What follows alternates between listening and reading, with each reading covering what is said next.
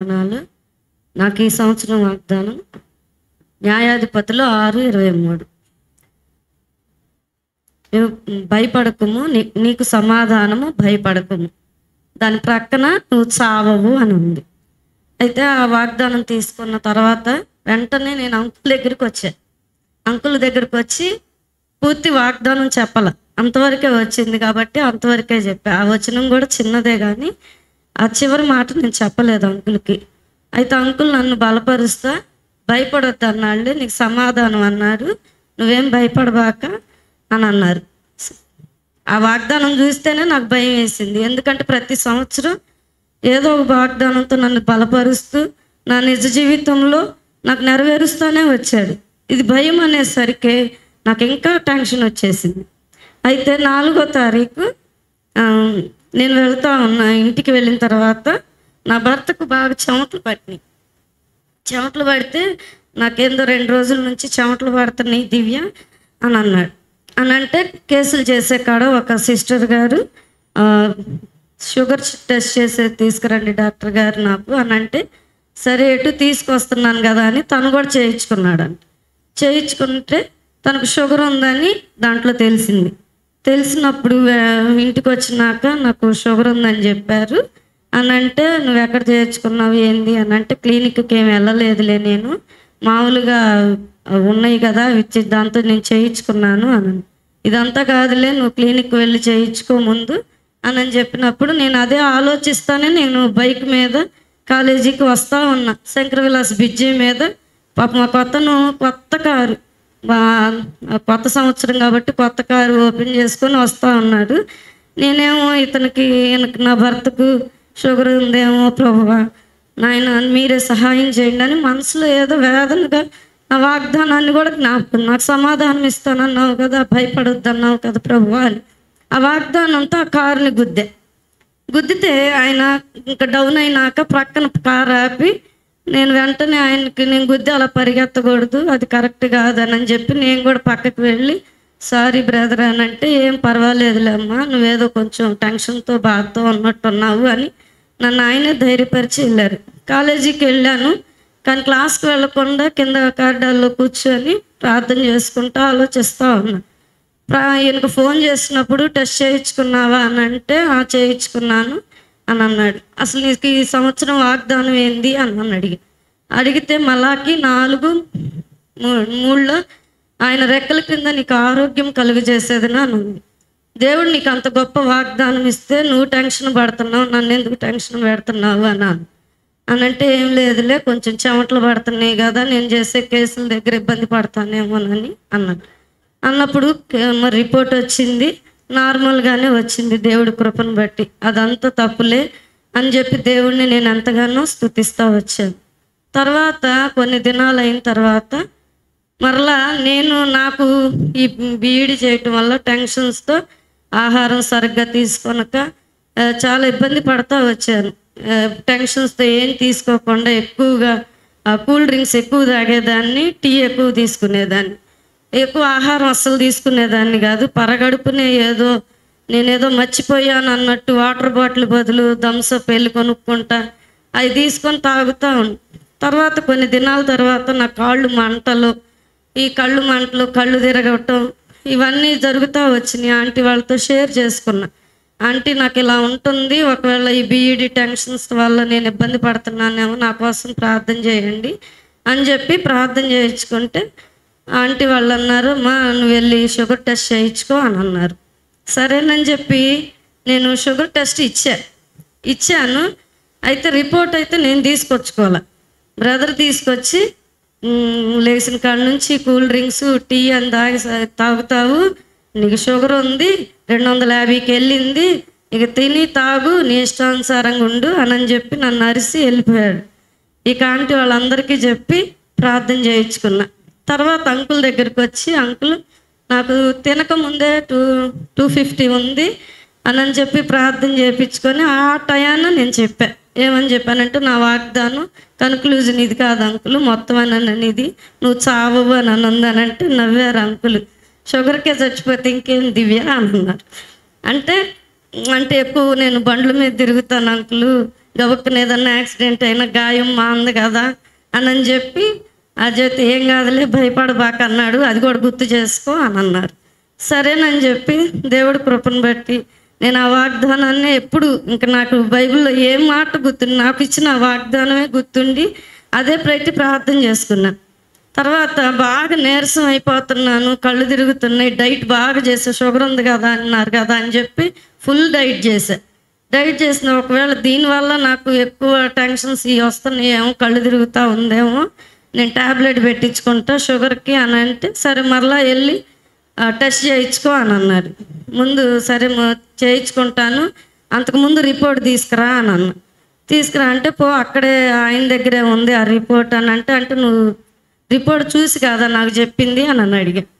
అని అంటే క్లినిక్ అయినా నాకు తెలిసిన ఆయనలే అని చెప్పాడు. ఏంది నీకు తెలిసిందని చెప్పి ఆ క్లినిక్ దగ్గరికి వెళ్తే ఏం పేరు అమ్మా అని అన్నారు.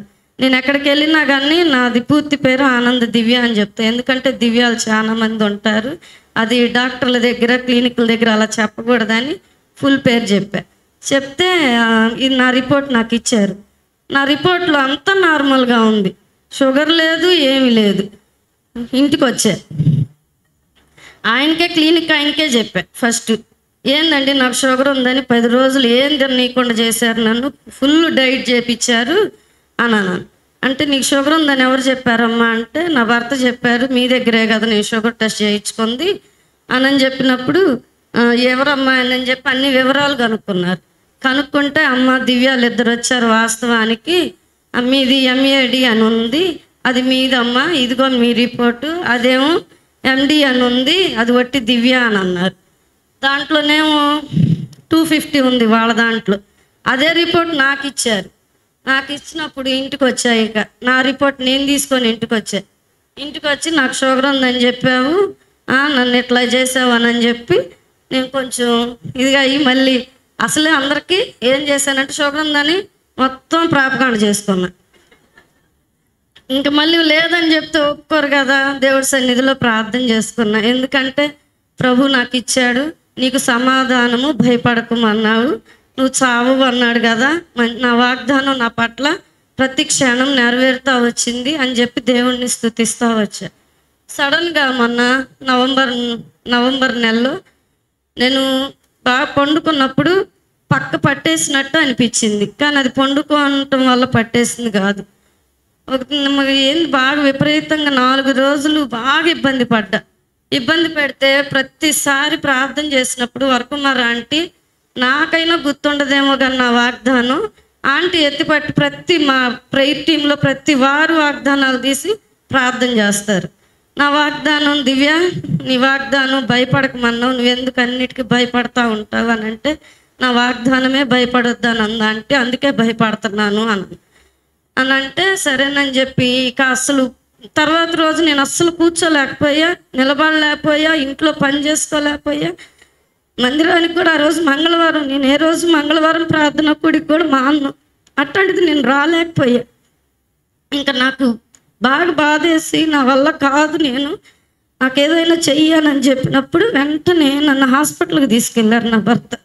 తీసుకెళ్ళినప్పుడు డిస్క్ ప్రాబ్లం వచ్చింది, అంత మాత్రమే కాదు అమ్మాయికి వెన్నుపూస ఒక పక్కకు తిరిగి ఉంది, కింద కూర్చోవటం కానీ బరువులు ఎత్తటం కానీ చేయకూడదు, జాగ్రత్త, కొన్ని దినాలు అమ్మాయిని అలా 2 months రెస్ట్లో ఉంచు అని చెప్పారు.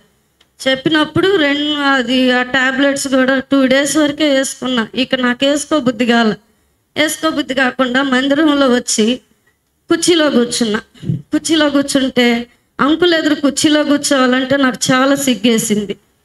ఒకసారి నిడుబ్రోలు ఇక్కడ మాకు జిల్లా సిస్టర్స్ రిట్రీట్ జరిగేటప్పుడు మేము కొంతమంది యవనస్తులం అక్కడ కుర్చీల్లో కూర్చున్నాం, పాటలు పాడేవాళ్ళమని కుర్చీల్లో కూర్చుంటే నిడుబ్రోలు ఒక ఆంటీ కిందకి దిగినప్పుడు నాతో ఆమె స్వతంత్రంగా మాట్లాడింది. అమ్మా నీతో నేను ఒకసారి మాట్లాడుతున్నాను, స్వతంత్రంగా మాట్లాడుతున్నాను, నువ్వేమైనా అనుకో, నువ్వు దేవుని సమూహంలో దేవుడు బలిపీఠం ఎదుట నువ్వు ఒక యవనస్తురాలుగా ఉన్నావు, కుర్చీలో కూర్చోవటం కరెక్టా అంది. అని అంటే నాకు చాలా సిగ్గేసింది కదా. నాకు ఆ తర్వాత ఆమె చెప్పిన మాట గుర్తొచ్చింది. నేను నిడుబ్రాలు వెళ్ళినప్పుడు VBSకి వెళ్ళినప్పుడు కూడా ఆ ఆంటీ నాకు కనపడినప్పుడు మా నిడుబ్రాలంతా కిందే కూర్చున్నా. నేను అప్పుడు దేవుడితో ఇక్కడ తీర్మానం చేసుకున్న, ప్రభువా, దావీదు సైతము సొలొమోను రాజులు సైతము నీ మందిర ఆవరణంలో కింద కూర్చున్నారయ్యా. నా వయసులో ఉన్నప్పుడు నేను అవిధేయురాలుగానే ప్రవర్తించాను. నాకు ఇప్పుడు బలమున్నంత వరకు నీ మందిర ఆవరణంలో నేను కింద కూర్చుంటాను. ఆ శక్తిని మీరు నాకు దయచేయండి. డాక్టర్లు ఏ రిపోర్ట్ ఇచ్చారో అది తారుమారు అవ్వాలయ్యా అని చెప్పి దేవుడి సన్నిధిలో నేను ఆ తీర్మానం చేసుకొని, ఎన్ని పరిస్థితులు వచ్చినా దేవుడి మందిరంలో కిందే కూర్చోవాలయ్యా అని కొంత సపోర్ట్గా నేను అట్లా కూర్చున్నా. కనీసం అంత బాధగా నేనేనాడు కూడా అంత బాధగా ఉన్నట్టు కూడా నేను లేను. ఈ విధంగా నా వాగ్దానాన్ని దేవుడు నెరవేరుస్తూ వచ్చాడు. ఒక నెల క్రితము భయంకరముగా నాకు గ్యాస్ ఫామ్ అయింది. ఎలా అంటే, నాకు ఎప్పుడు గ్యాస్ ఫామ్ అయినా నరాలు పట్టేస్తాయి. ఇట్లా తేపులు కానీ గ్యాస్ ఇదిగా ఉండటం మాత్రం ఏమి రాదు. సడన్గా ఒళ్ళంతా నరాలు పట్టేసి ఇక వెంటనే అది చెస్ట్కి వెళ్ళిపోద్ది, గుండెకి వెళ్ళిపోయి తబ్బిప్పు చేసేసిద్ది. ఆ రాత్రి నేను నిద్రపోతా ఉన్నా, గ్యాస్ ఫామ్ అయింది. అందరూ మంచి నిద్రలో ఉన్నారు. నేనేం చెయ్యి ఎత్తలేని పరిస్థితి, కాలు అటు ఇటు కదపలేని పరిస్థితి. ఎంత సివియర్గా వచ్చిందంటే గుండెకి ఎక్కేసింది. 3 దాకా మనసులో నువ్వు నాకు వాగ్దానం చేసావు కదా ప్రభువా, నీకు సమాధానము, భయపడొద్దు అన్నావు కదా, నువ్వు చావు అన్నావు కదా, ఒకవేళ నేను ఈ క్షణంలో చనిపోయినా నీ వద్దకు వచ్చే అంత పరిశుద్ధత మీరు నాకు దయచేయ్యా అని చెప్పి నేను అక్కడే ఆ పడకలోనే ప్రార్థన చేసుకొని, ఇక తెలియని మైకం వచ్చేసి ఇక నా పక్కన నా భర్తను ఇంకా నాకు ఏమవుతుందో నాకు తెలియట్లా అని ఆ యొక్క రాత్రి 3:30 ఆ ప్రాంతంలో హాస్పిటల్ GGHకి తీసుకొని వచ్చారు. నన్ను తీసుకొని వచ్చినప్పుడు వెంటనే నాకు క్యాన్లో పెట్టి అన్నీ ECG అన్నీ చేశారు. చేస్తే బాగా గ్యాస్ ఫామ్ బాగుంది అమ్మాయికి అని చెప్పి చాలా ఇదిగా ఉండాలా, చాలా జాగ్రత్తగా ఉండాలా. వెంటనే తెల్లవారుజామున ఆంటీ వాళ్ళకి ఫోన్ చేసి, ఇదాంటి నా పరిస్థితి అంటే అందరూ ప్రార్థనలు చేశారు. ఈ విధంగా దేవుడు తన వాగ్దానాన్ని, నాకు మరణాపాయ స్థితిలో కూడా దేవుడు నన్ను కాపాడుతా, దేవుడు నాకు సమాధానం ఇస్తా. నా యొక్క ప్రతి పరిస్థితిలో నా బిడ్డకు కూడా అలాగే మధ్యరాత్రిలో వచ్చింది, నా బిడ్డకు కూడా గ్యాస్. దేవుడు అద్భుతంగానే మా పట్ల కార్యాలు జరిగిస్తా, తన వాగ్దానాన్ని సంపూర్తిగా నా ఎడల, నా కుటుంబం ఎడల జరిగిస్తూ వచ్చాడు. మీ అందరి ప్రార్థన, ముఖ్యంగా అంకుల్కి మరి ఆంటీ వాళ్ళందరికీ నా హృదయపూర్వక వందనాలు. నా నిమిత్తం, నా కుటుంబం నిమిత్తం ప్రార్థించినందుకు. అదేవిధంగా గత 2023 నీవు నా దృష్టికి ప్రియుడు గనుక ఘనుడు అయితివి, యెషయా 43:4లో నా వాగ్దానం అద్భుతంగా BEDలో కూడా ఊహించిన రీతిలో, నేను అనుకోనలేదు, అద్భుతమైన రిజల్ట్ని దేవుడు నాకు ఇస్తూ వచ్చి నా జీవితంలో విజయాన్ని అనుగ్రహిస్తూ వచ్చాడు. అందుని బట్టి దేవుడికి వందనాలు. మీ ప్రార్థనలందరికీ వందనాలు చెల్లిస్తూ